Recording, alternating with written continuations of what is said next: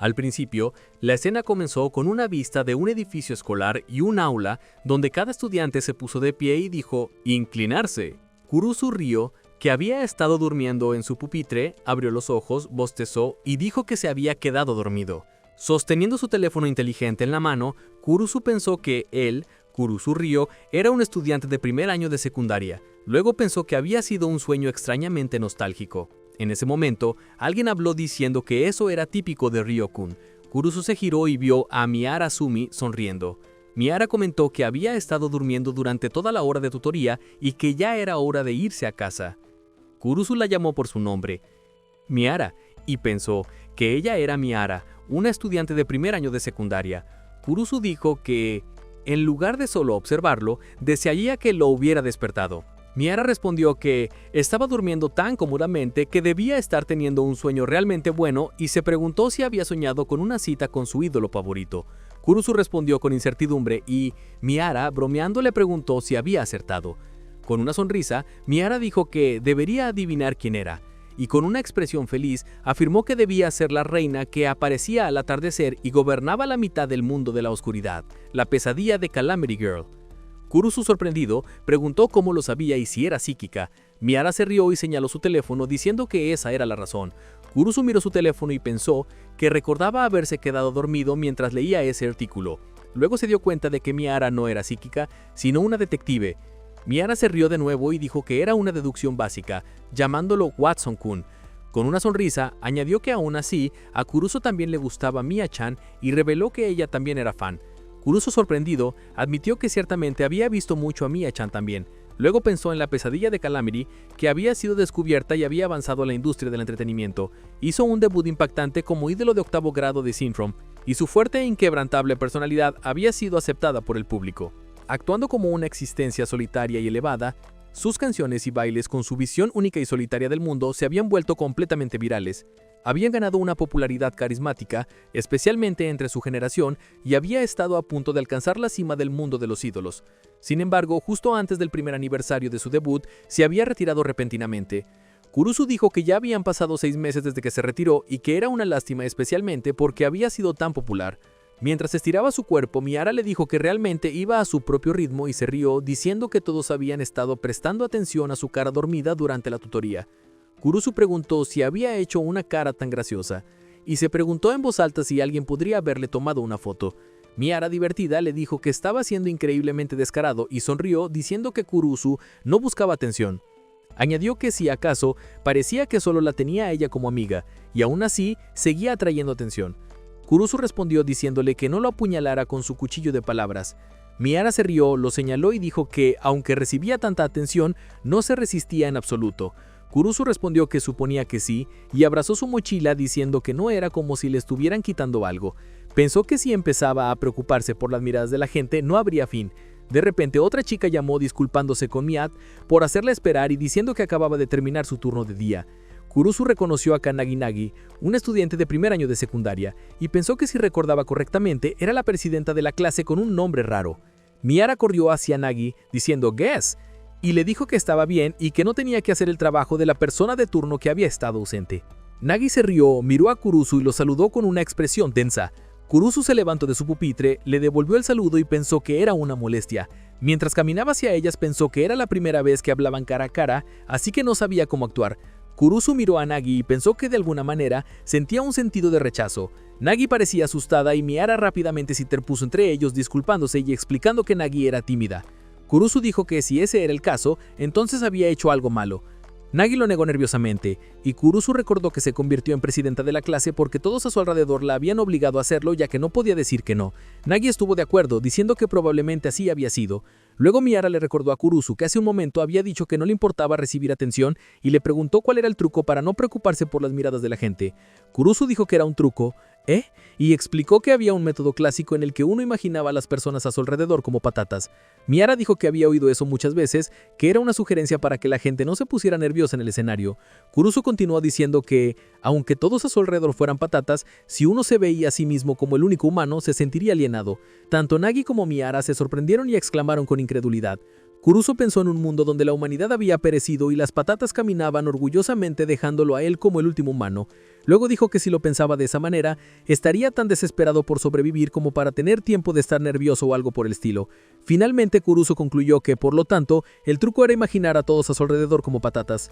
Miara gritó con sorpresa que estaba interpretando demasiado y que algo así no ayudaba en absoluto. Nagi, sonrojada, dijo que intentaría creer eso, mientras Miara le decía que no tenía que forzarse. Miara se rió y dijo que ya estaba cargada de trabajo y que había terminado perdiendo tiempo innecesariamente. Añadió que había sido estúpido de su parte preguntarle a Kurusu. Kurusu preguntó si por trabajo Miara se refería a que se había quedado por eso.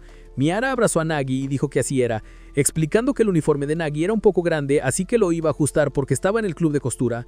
Kurusu dijo que el uniforme no había sido comprado para que Nagi creciera en él, sino que había sido comprado recientemente. Miara empujó a Nagi hacia adelante y dijo que Nagi, por alguna razón, estaba postulándose a la presidencia del consejo estudiantil, así que quería hacerla parecer más arreglada para las fotos de la elección. Kurusu dijo elección para presidente de consejo estudiantil y pensó que incluso los de primer año podían postularse. Dijo que, aún así, pensar que Nagi se postularía en una elección aunque fuera tímida. Nagi tartamudeó diciendo que quería cambiar su timidez. Kurusu, sorprendido, dijo que era así y que eso era algo audaz de hacer. Pensó que de alguna manera lo había disimulado sutilmente. De repente Miara se puso frente a Kurusu y dijo que ya que ella y Nagi estaban muy ocupadas, si Kurusu estaba tan libre como para tomar una siesta, debería ayudarlas con elección. Kurusu exclamó que acababa de recordar que lo habían llamado detrás del edificio escolar, y salió corriendo, diciendo que no era bueno y preguntándose qué era. Mihara suspiró diciendo que se había escapado. Al anochecer, Kurusu estaba detrás del edificio escolar, diciendo que simplemente estaba aburrido. Pensó que estaba tan libre que incluso iría al patio trasero del colegio para hacer que una mentira ridícula pareciera creíble. Recordó cómo en la secundaria, él y Maya siempre habían hecho muchas cosas locas juntos, tomando fotos en la ciudad y haciendo que sus redes sociales se volvieran virales. Kurusu pensó que había dejado de preocuparse por lo que otros pensaban porque había estado con la llamativa Maya y simplemente se había acostumbrado. En ese entonces, había estado ocupado, pero había sido divertido. Su cantidad de seguidores se había disparado y los accesorios que Maya usaba se vendieron tan bien que se convirtieron en un proyecto corporativo y rápidamente fueron notados. Maya había llamado la atención de una agencia de entretenimiento y debutó como ídolo bajo el título de Pesadilla de Calamity. Inevitablemente, tuvo que dejar su ciudad natal. Kurusu recordó haberle dicho que la apoyaba, y Maya le había dicho que grabara su gran obra en sus ojos, despidiéndose de él como amigo mientras se daban la mano. Desde entonces, no habían estado en contacto, y Kurusu pensó que su día especial había terminado ahí. Desde entonces, no había podido interesarse por nada. No podía decidirse a unirse a actividades de clubes o hacer cualquier otra cosa. Y después de clases, no le quedaba más que aburrimiento. Al final, Kurusu pensó que tal vez era un hombre que no podía hacer nada por sí mismo. Mientras caminaba, Kurusu notó un camino y se preguntó qué era. Vio un edificio antiguo y recordó haber oído a alguien decir que había un edificio escolar viejo. Así que decidió echar un vistazo. Parado frente a él, pensó que era un edificio escolar retro que se vería genial en las redes sociales y que, de alguna manera, le recordaba al pasado. Kurusu entró y caminó por el pasillo comentando sobre la vibra retro y diciendo que se veía bien. Hizo un gesto de tomar una foto con la mano, dio un toque y luego suspiró preguntándose qué estaba pensando siquiera mientras abría una puerta. Dentro vio a Nagi en ropa interior quitándose la ropa. Nagi se congeló y emitió un sonido de sorpresa y Kurusu quedó atónito. Miró a su alrededor, vio herramientas de costura y ropa y pensó que debía estar ajustando el uniforme ahí. Nagi gritó de vergüenza, retrocediendo y chocando contra una torre de cajas. La caja de arriba comenzó a caer y Kurusu gritó que tuviera cuidado. Cuando la caja cayó, Kurusu entró en pánico y preguntó si estaba bien. La caja aterrizó cerca de su cabeza y al quitarla, notó pelucas dentro. Sorprendido preguntó qué era eso y se dio cuenta de que eran pelucas. Al levantar la caja por completo, Kurusu vio a Nagi en el suelo, usando una peluca en ropa interior sonrojada profundamente. En shock, Kurusu pensó en Maya y la llamó por su nombre, ¡Maya! Nagi se cubrió la cara nerviosa y Kurusu pensó que ese día su pura e inocente presidenta de clase había sido revelada como una antigua ídolo de octavo grado de Syndrome. Kurusu, incrédulo, exclamó si eso era real. Dijo que realmente era Maya, preguntando con una expresión tensa si de verdad era ella. Nagi, sonrojada, tocándose la cara, mientras Kurusu se sentaba frente a ella y exclamaba incrédulo que no era una dubla ni nada por el estilo. Felizmente preguntó si lo recordaba. Nagi, aún sonrojada y cubriéndose el pecho, respondió que lo recordaba perfectamente. Kurusu, sonriendo, se rió y dijo que realmente era ella. Preguntó por qué, aunque habían terminado en la misma escuela, no había dicho nada hasta ahora. Nagi respondió con una expresión tensa que había muchas cosas que quería decir, pero que por ahora solo le diría una cosa. Kurusu pareció confundido y entonces Nagi de repente gritó que saliera de ahí ahora mismo. Kurusu salió corriendo mientras Nagi, aún sonrojada, se ponía la ropa apresuradamente. Kurusu se quedó detrás de la puerta pensando que realmente la había arruinado. Se dio cuenta de que estaba tan emocionado que ni siquiera notó que Maya estaba en ropa interior. Entonces Nagi abrió ligeramente la puerta y lo llamó, diciendo suavemente que Tsumugi estaba en el baño y volvería pronto. Kurusu respondió que entendía y pensó que quedarse ahí parecía que iba a complicarse, así que comenzó a alejarse. Nagi entonces la agarró de la ropa y le dijo que había una cafetería en un alejón cerca de la puerta trasera, pidiéndole que esperara ahí. Estaba medio vestida mientras decía esto, haciendo que el corazón de Kurusu diera un salto mientras enrojecía y respondió en voz baja. La cena cambió a Kurusu parado fuera de la cafetería. Pensó para sí mismo que no sabía que había una cafetería en ese lugar y notó que el menú era algo caro, lo cual hacía improbable que se encontrara con alguien de la escuela. Luego, al escuchar pasos, Kurusu se tiró y vio a Nagi que estaba ligeramente sin aliento. Dijo que fue rápida y Nagi, aún recuperando el aliento, respondió torpemente. Se sentaron juntos dentro de la cafetería frente a frente en una mesa. Kurusu pensó que Nagi ahora parecía un poco más adulta, pero que definitivamente era la cara de Maya. Nagi parecía inquieta y nerviosa. Kurusu mencionó que su nombre era Nagi Kanagi, y Nagi respondió afirmativamente. Kurusu recordó su pasado, recordando que en ese entonces eran pesadilla de desastre y aliado jurado y creían que eso era todo lo que necesitaban. Por eso nunca supieron los nombres reales del otro lado. Entonces Kurusu preguntó por qué Maya estaba usando un disfraz como ese. Su cabello era negro, sus ojos ya no eran heterocromáticos, y había abandonado los rasgos sagrados de los parientes oscuros. Nagi se enrojeció profundamente mientras Kurusu continuaba, diciendo que ahora parecía una persona completamente normal. Nagi, abrumada, gritó que se detuviera y dijo que si continuaba iba a morir, y su corazón iba a explotar. Kurusu, tenso, preguntó qué quería decir y se levantó preguntando en voz alta si la habían puesto bajo una maldición o si era la obra de una facción rival que competía por la supremacía en el mundo de la oscuridad. Nagi tembló, escondiendo su rostro de vergüenza, y suplicó que se detuviera en serio.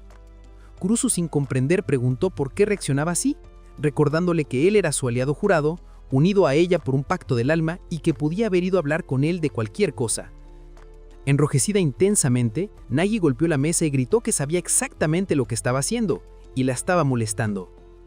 Kurusu vio su rostro enrojecido, con lágrimas formándose en sus ojos, y pensó que desde el momento en que conectó a la presidenta de clase con Maya, tenía una ligera sospecha de qué se trataba esto. Kurusu entonces comentó que ella se había curado completamente de su chunibyo, a lo que Nagi se giró y admitió tímidamente que sí. Kurusu reflexionó que chunibyo se refería a la edad adolescente, en la que una imaginación vívida o fenómenuto llevaba a la creación de un pasado vergonzoso o una historia oscura que luego uno quería olvidar. Maya, cuando lo llamó su aliado jurado, estaba pasando por esa fase. Kurusu pensó que esto significaba que la pesadilla de Calamity ahora se había convertido en una historia oscura y vergonzosa para ella. Pensó que siempre supo que este día llegaría, pero se dio cuenta de que finalmente había crecido. La felicitó por su graduación del mundo de los niños. Nagi, sonrojada, le dio una palmada en la mano y le dijo que se callara. Kurusu rió y dijo que merecía decir esto ya que ella lo había ignorado durante 2 meses desde que comenzó la escuela, y esto era una venganza por la soledad que sintió al ser completamente evadido por su vieja amiga. Pensó que si no fuera por el pequeño accidente anterior, ella podría haber seguido ignorándolo hasta la graduación. Nagi respugnó y dijo que el que podía mirarlo a la cara y no darse cuenta también tenía un problema, diciendo que ella lo había reconocido de inmediato y preguntó cómo no pudo reconocerlo. Kurusu entró en pánico, explicando que ya no tenía el cabello celeste, sus ojos no eran de diferentes colores, ni siquiera llevaba su vestido estilo militar, ni su pronombre personal ya era el plural majestuoso, y ni siquiera lo llamaba su aliado jurado.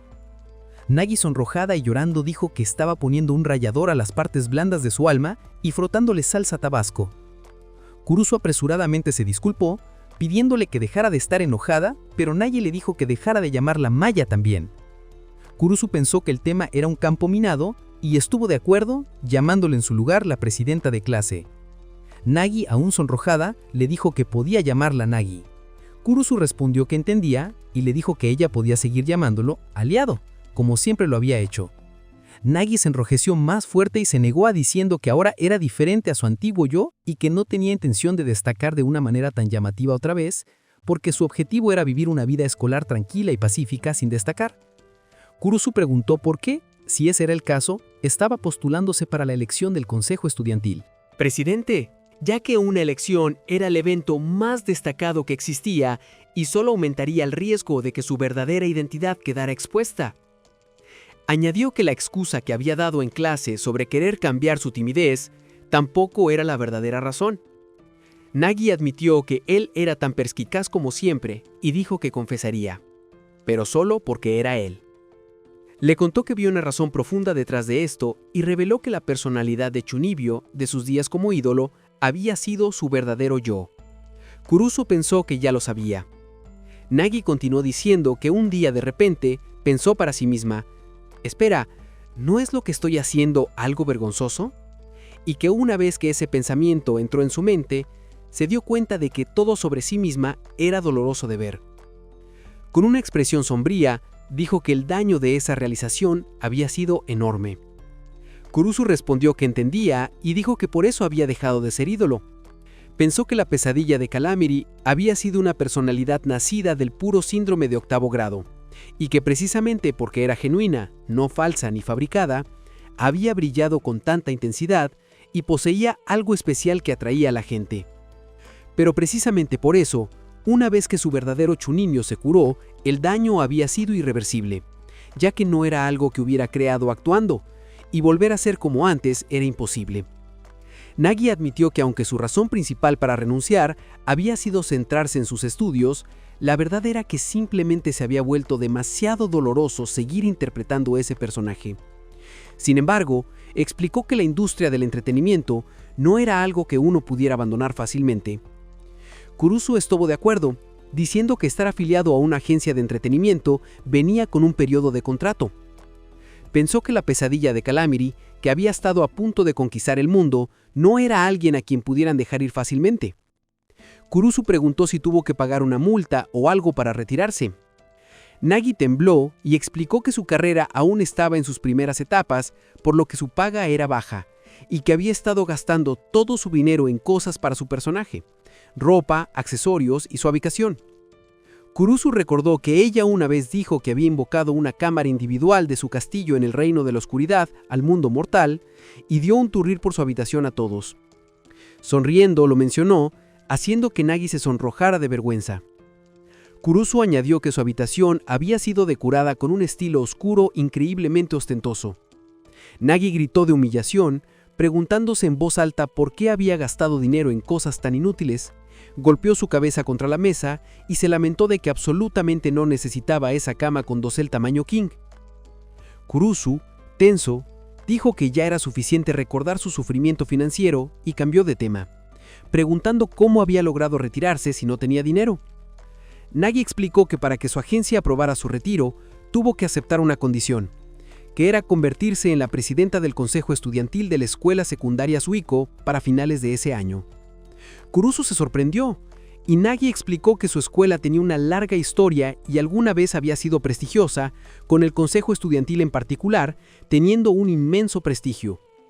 Explicó que incluso ahora exalumnos poderosos reclutaban a expresidentes del consejo estudiantil para sus organizaciones y facciones y que durante su época dorada, la escuela había producido muchos titanes políticos y financieros.